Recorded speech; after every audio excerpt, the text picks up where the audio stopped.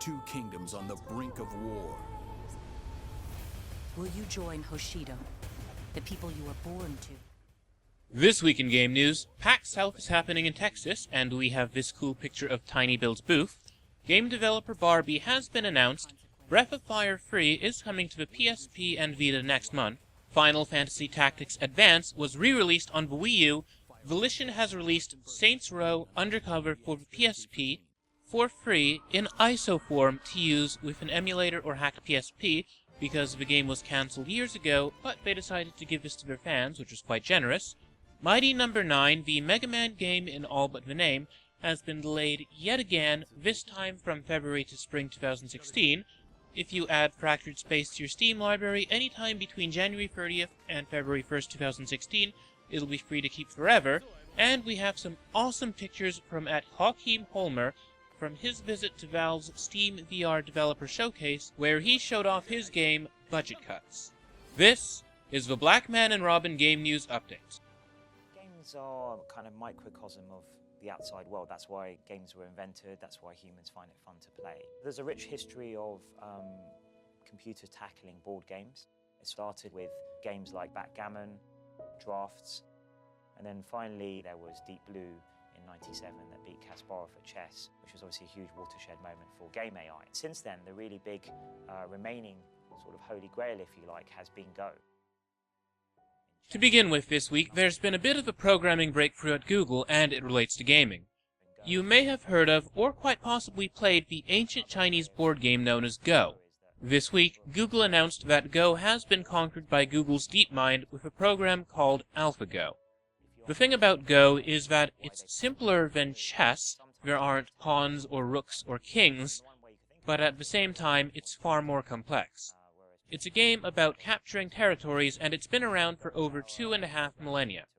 We'll have a link to Google's own article about how they fully cracked it, because the computer science of it all goes a bit beyond my understanding and would take a while to explain, but essentially they've employed deep neural networks to not only determine good moves, but try to predict where an opponent would move next, playing the game against itself.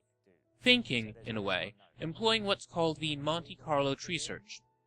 AlphaGo wound up beating other Go programs in 99% of matches. Not only that, but Google also held a match between AlphaGo and Go champion Fan Hui. AlphaGo won 5 out of 5 games. AlphaGo is scheduled to take on world champion Lee Sedol this March in Seoul, South Korea. Will AlphaGo prove to be the Deep Blue of Go? It most likely already is. AlphaGo's implications for computers and gaming are pretty extraordinary. It could mean significantly smarter AI in video games. Imagine AI that doesn't cheat you in a strategy game that employs the fog of war, but dynamically comes up with new strategies, learning from its mistakes, and from the way that you've played against it. It's a lot to think about, and it has implications that stretch far beyond gaming. It's something that I plan to keep an eye on. Is to try and challenge the legendary player Lee Sedol, who you can think of as the Roger Federer of Go. We always used to talk about, well, if we could eventually crack Go and have a program that could beat the world champion, then we must have invented some generic, general-purpose algorithm. So maybe we're on the cusp of all of that. And we're very excited about it, but it is just one rung on the ladder towards solving artificial intelligence.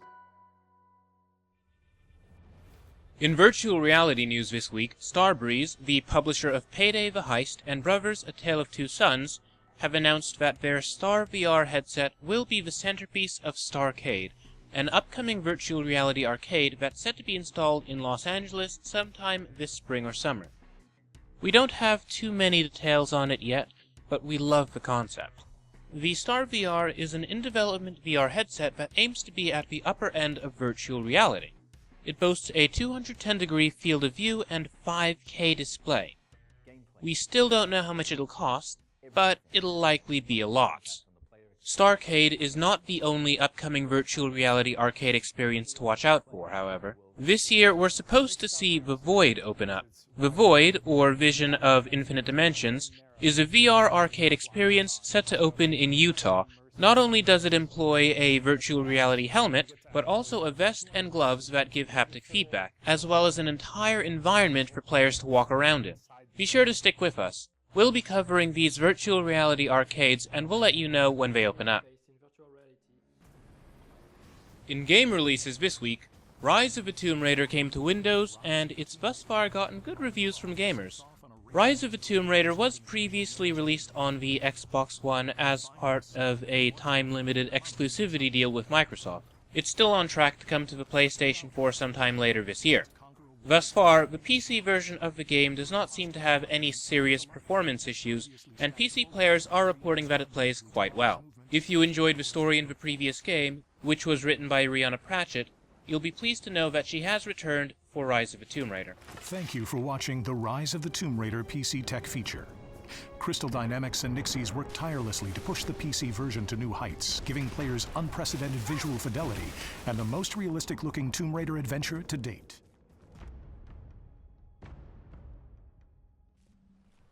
After several years, Jonathan Blow's The Witness has finally been released on Windows. The Witness is a first-person puzzle game set on an island. It's an open-world game, and you have to roam around and explore to find out just what's going on. By discovery, you find the solutions to the various puzzles of the game. Thus far, The Witness has gotten great reviews from both players and the press. While the puzzles in The Witness are all of the same sort, line puzzles, they're also tremendously difficult. If you're new to puzzlers, you may run into some difficulty with The Witness. That said, if you're looking for something with plenty of challenge, check it out. The Witness is available on PC and PS4. The iOS version's still a work in progress.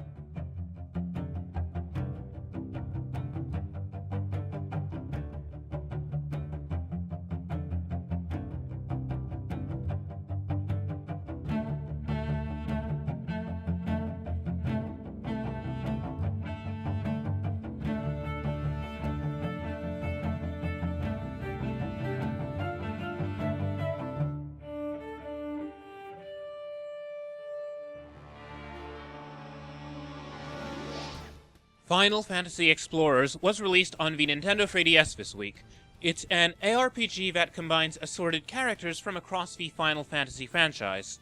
It's gotten decent reviews thus far, but unfortunately there's not much to the story. It's not surprising since it's meant to be a cute non-canon game with chibi characters, but it's a lost opportunity all the same. From what I've heard about the gameplay, it's rather reminiscent of that of Monster Hunter, grinding, loot collecting, and all. It's not really a game that innovates in the genre. If you don't enjoy the more grindy elements of RPGs, you probably won't have much fun with Final Fantasy Explorers. That said, if you are a huge Final Fantasy fan, this one is worth checking out.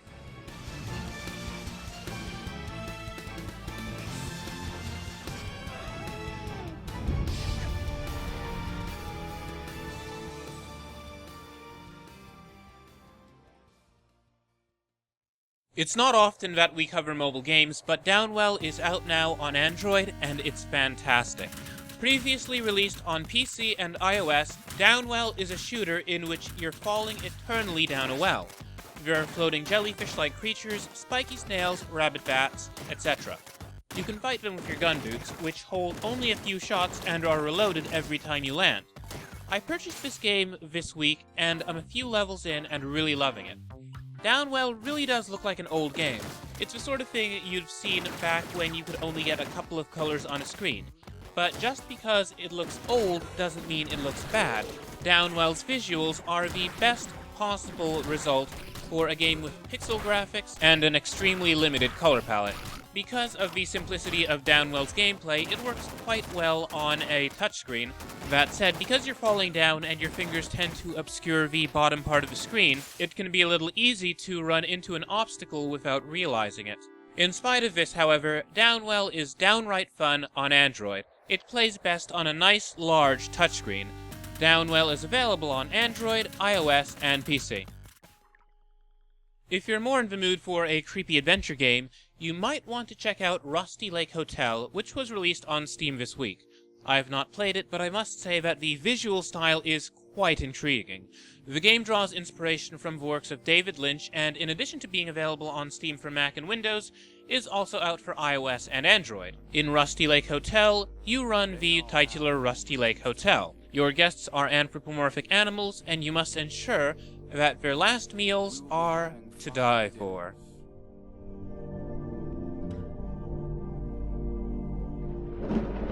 Make sure everyone is worth dying for.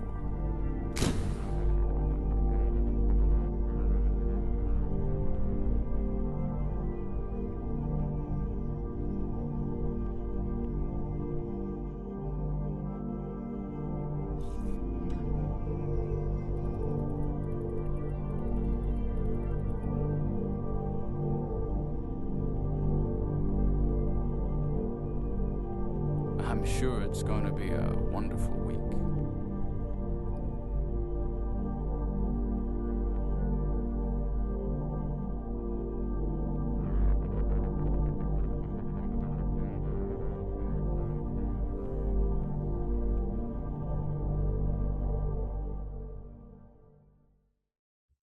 If you're into classic real-time strategy games, I trust that you've likely already played Age of Mythology.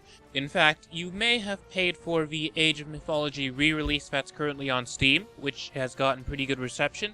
However, I must warn you that an expansion came to Age of Mythology this week, and it's really not good at all.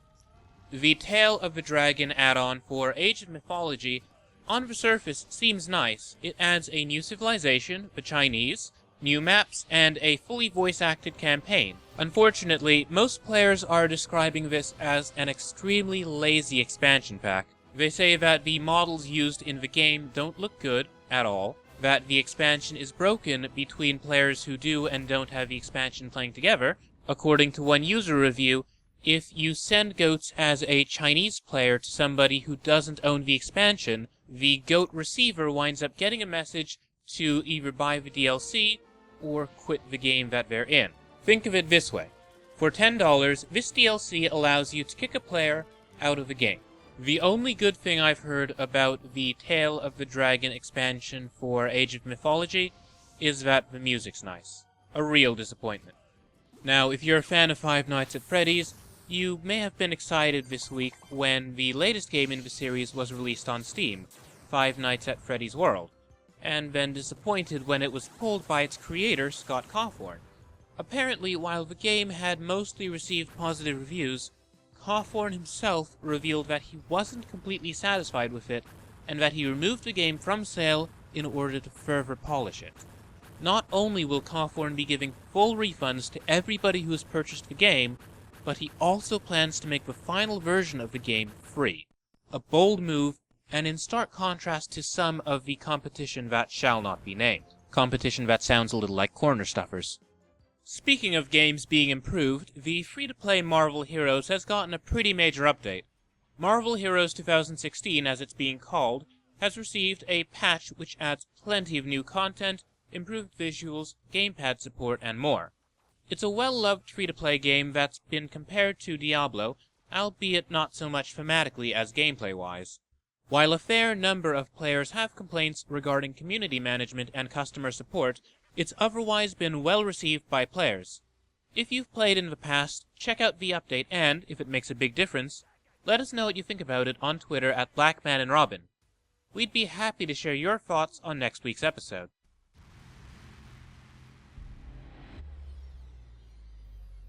A new trailer was released this week for the upcoming Street Fighter V. Capcom announced details regarding the game's story mode. While Street Fighter V is coming to PlayStation 4 and Windows on February 16th, the story mode will be DLC, free DLC, that's coming out in June. Set between Street Fighter 3 and 4, it tells the story of the game's characters and how they wound up where they did. We have some gorgeous art from the story mode over at blackmanandrobin.com. It's a bit strange for a game's single-player campaign to be released 4 months after the rest of the game. Apparently, it's going to need more development time than the rest of the game. It's weird, but at least it'll be released in a proper state, and it won't cost anything extra.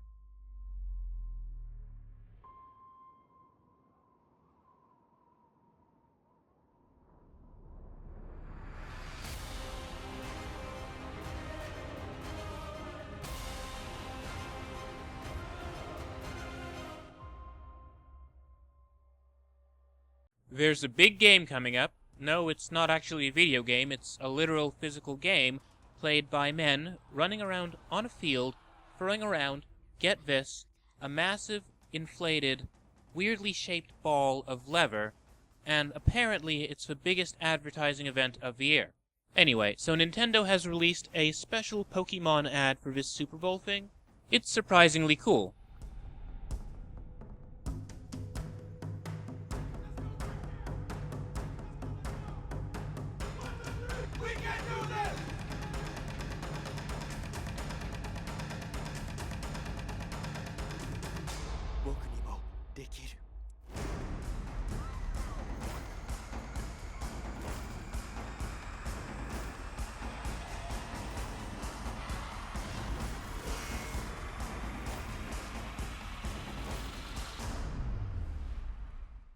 "2016 marks 20 years of Pokemon.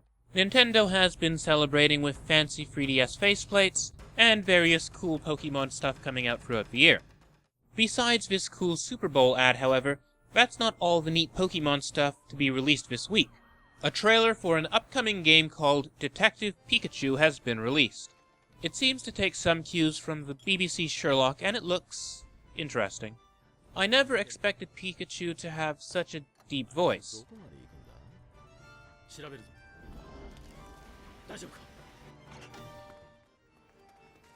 Is this the dark, gritty Pikachu Sherlock game we've been waiting for? Will we finally learn how he did it? Is this what's new with Pikachu? I can't say for certain, and there's no word on a Western release. Still, it's nice to see a cute game that draws on film noir, an aesthetic and setting that we don't see often enough in games, employed in such a wonderfully silly way. One of my favorite games of last year was Hot Tin Roof, a cute mystery platformer starring a detective and her cat. It's a game well worth checking out if you get the opportunity.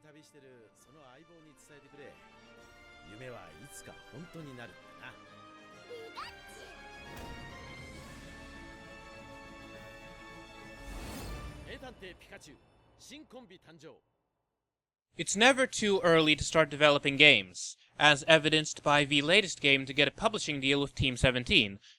Team 17 is the company that publishes the Worms franchise, as well as the upcoming Yooka-Laylee. This week, Team 17 announced that they'd be publishing Way to the Woods, a game developed by Anthony Tan, a 17-year-old from Australia. Way to the Woods is a game in which you play as a deer. It draws inspiration from the work of Studio Ghibli, and it's in development for PC.